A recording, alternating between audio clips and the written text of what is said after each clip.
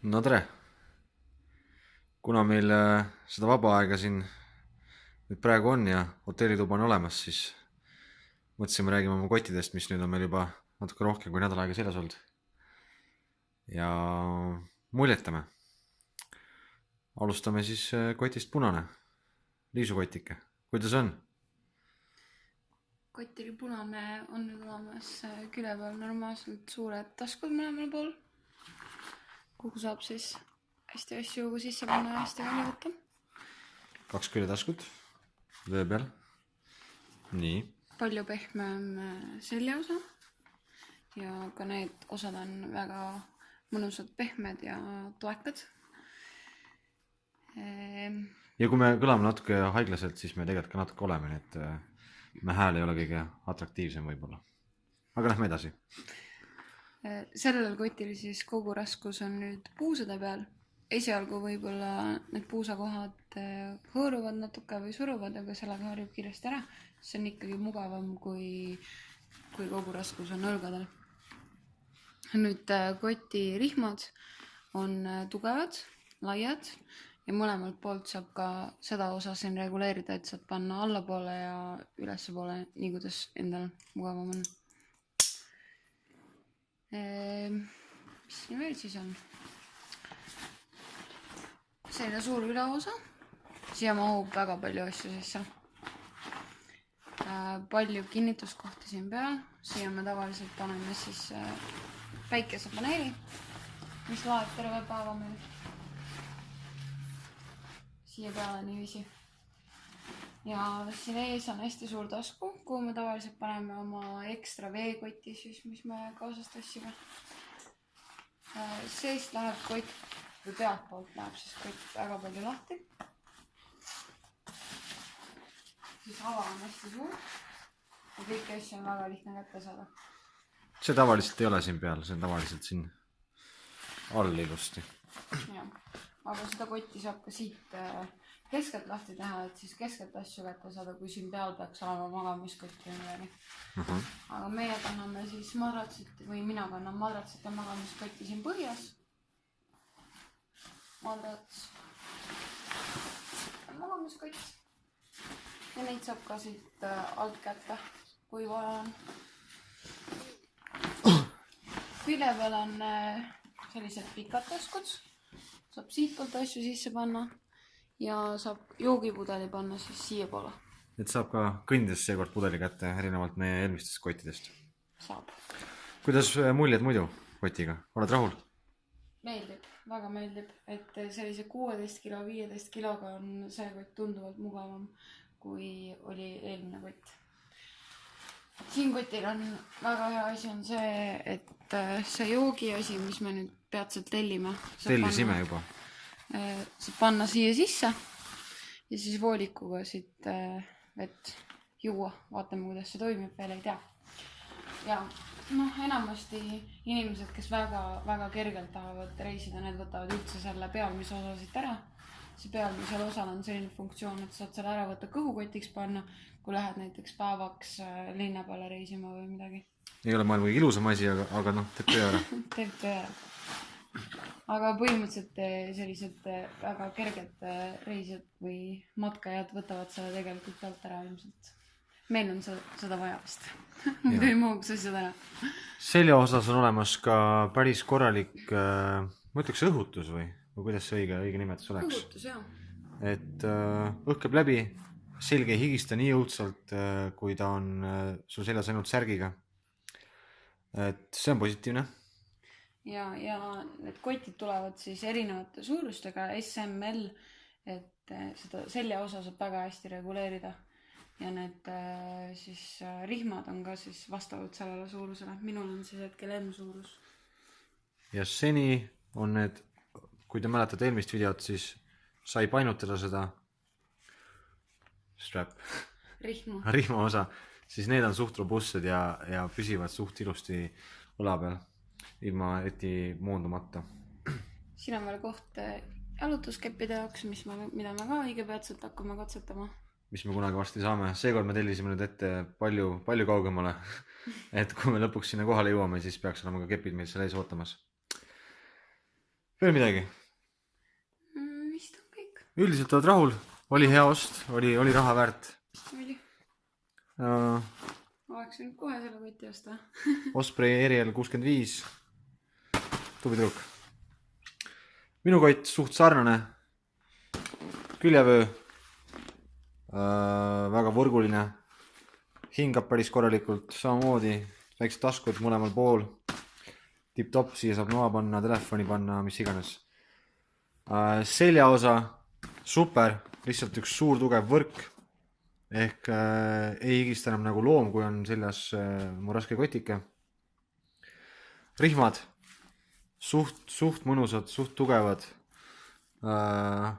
Võrgud. Hingab. No ütleme nii, et tugev edasiminek eelmisest kotist ja olen siiani selle poolega väga rahul. Tegelikult vastab suht samadele parameetritele nagu liisukott, on tegelikult sama suured ka vist. Samamoodi siis saab panna jalutuskepid, aga ainuke asi, mida mul ei ole, on see, et mul ei käi vesi siit poolt sisse selle veekotike, vaid peab veekotikese panema koti sisse, kui siit praegu näeb, just ei näe. Külje peal samamoodi, joogipudelile pääseb ligi külje pealt, ülevalt, super. Samamoodi magamiskott on mul praegu siin, mul on madrats praegu siin. Samamoodi suur, mis on siis nagu võrguga tasku. Siin saab pressida veel päris palju asju tegelikult. Erinevad rihmad. Siin on veel 2 taskut, kui sa hoiad korra seda kaamerat. Siin on 2 taskut, päris suured taskud, siin on mul müts, kindad, siin samasugune tasku. Jah, ja mul on käinud see, et mul vesi käib siia sisse, aga siit läheb voolik läbi ja tuleb siit välja, aga see veekotike ootab meid samas kohas, kus ootab meie uued jalutuskepid, kui need peaks kohale jõudma. Ei, jalutuskepid on juba kohal vist, kui ma arvan, kui me kohale jõume, aga joogikotikese kohta ma ei tea. Ja nii ta ongi. Pealpool on 2 taskut ka ja, et on 1 ja on 2, ehk siis saab hästi sorteerida oma asju erinevatesse kohtadesse, ehk siis tegelikult 1, 2, 3, 4, 5, 6, 7, 8, 9 erinevat nii-öelda osakonda, kuhu me oma asju saame panna ja seni ma arvan, et mingi 10 päeva olen nendega käinud ja samm lippab küll natuke paremini kui enne. Ja no natuke kulukas oli võib-olla, aga usume, et see ost läks nagu õigesse kohta. Ja nii ta ongi. Alles, mis enne kottides oli, on praegu siin. See on liisukott. Bandana on alles, telgid, jope, mingi maika vist, Eesti lipp, muidugi see kühvel, selle kühvlita ei lähe kuskile. Veepudelid, mida meil on praegu 4, see vist on kuskil pea 3-liitrine, see on ka pea 3-liitrine, need on natuke väiksemad 2-liitrised äkki.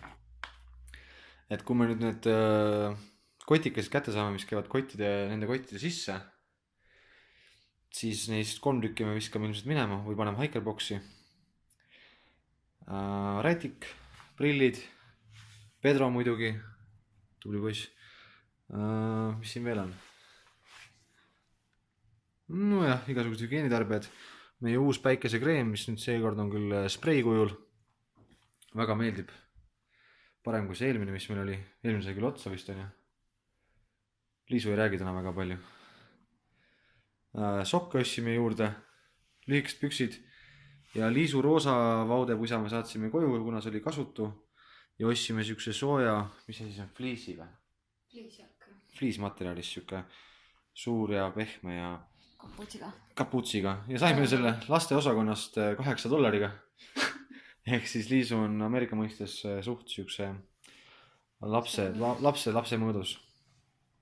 aga miks see, sellepärast et sprei on parem kui kreem. Ja me saime seda tasuta. Kreemi pead mustade kätega panema omale peale, siis ei ole väga mõnus tunne, aga spreid lihtsalt lased mustade käte peale, siis pole hullu midagi. Ja minu kotist on alles pott. Meie suur ja uhke gaasiballoon on nüüd kadunud.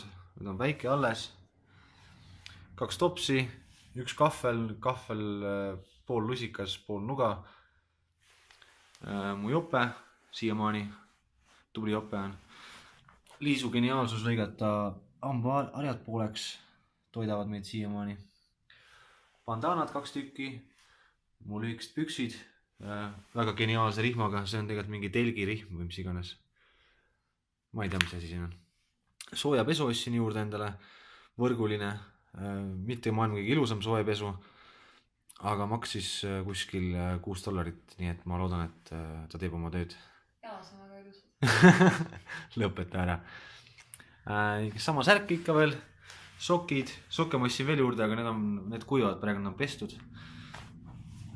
Arvuti ikka veel, kaamera, nuga, 1 GoPro, teise saatsime koju, arvutilaadjad, kõrvalapid, köis, prillid. Peaaegu samad asjad, mis eelmine kordki. Pealambid. Meie armsad tossud, mis vaikselt hakkavad kuluma, Liisu omad tegelikult ei olegi väga hullud. Ikka siit kulunud. Minu omad hakkavad ka päris juba, jah, ära kadu. Ostsime ka uued tallad. No eks neid müüakse veel Selveris ja igal pool Eestis ka, nii et need ei tohiks olla tundmatu asjad. Dr. Scholzi mingid tallad ja oleme seni väga rahul, sest vanad tallad olid juba kulunud. Mis siin veel on? Ikka see karukanister, Liisu plätud, pidin ostma uue telefoni. See on siis uus telefon, Samsungi mingisugune asi. Juurde tekkis vahepeal üks uus akupank, mille me leidsime samuti Hikerboxist. See ei jää meile küll alles, ta praegu ajutiselt on, sest meil oli energia otsas ja me võtsime ta kaasa. Mu jope, hanesule jope, meie jalgade pesemiskott, selles mõttes, et kui me oleme kuskil vee lähedal, siis me täidame selle veega, läheme oma telgikese juurde ja paneme jalad siia sisse, peseme jalad ära ja siis lähme alles magama, sest et jah, ma ei hakka täpsustama, miks me seda teeme. Hikerboxidest leidsime veel samamoodi pepualused, keegi on ära visanud, aga kuna nad kaluvad mingi, ma ei tea, 20-30 grammi mõlemad, siis me võtsime ikkagi kaasa ja istume nende peal, kui oleme metsas, kõrbes või kus iganes. Pehmem kui kivi peal. Ostsin ka juurde päikesepaneeli, sellega saab laadida siis seda musta samast akupanka.